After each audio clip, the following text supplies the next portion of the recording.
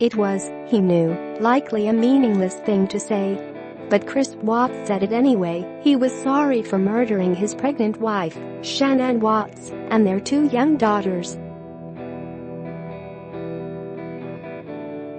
Moments after his brief statement was shared by one of his attorneys, the judge in Chris's murder case sentenced him to life in prison without the possibility of parole, the maximum penalty under a deal with prosecutors, in which he admitted guilt in exchange for avoiding an execution. Get push notifications with news, features and more. Following you'll get the latest updates on this topic in your browser notifications.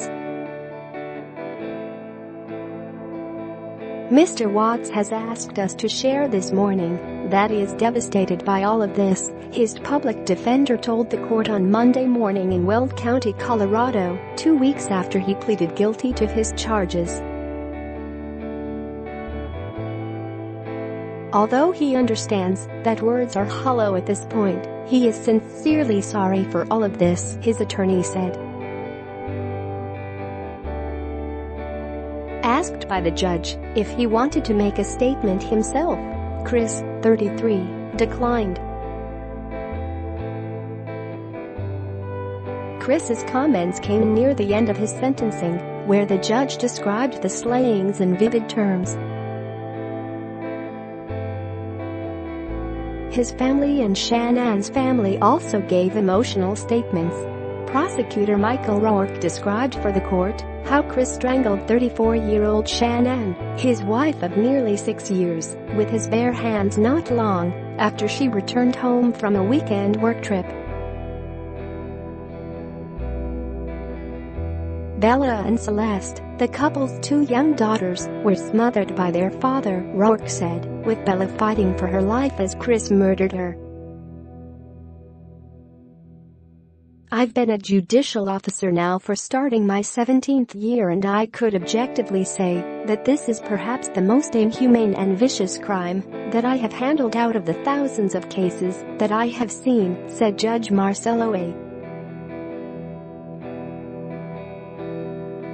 Kopko.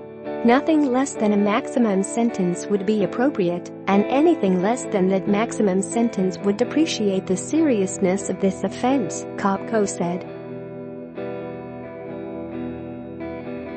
At Chris's sentencing, for the first time, prosecutors confirmed several key pieces of information about the murders. Rourke, the Weld County District Attorney, told the court how Shanann, Bella, and Celeste were killed. Chris then loaded their bodies into his truck and hid them at a remote oil work site, his wife buried in the ground, and their daughters submerged into nearby oil tanks. Chris's motive was simple, Rourke said. He had a desire for a fresh start, to begin a new relationship with a new love. Police have said Chris was cheating on Shanann with a co-worker when he murdered her. Rourke also described the stark contrast, in the lead-up to the homicides, between Shanann's efforts to save her marriage and Chris's disinterest. None of this answers the question of why, however, he said. If Chris was this unhappy and wanted a new start, get a divorce. You don't annihilate your family and throw them away like garbage.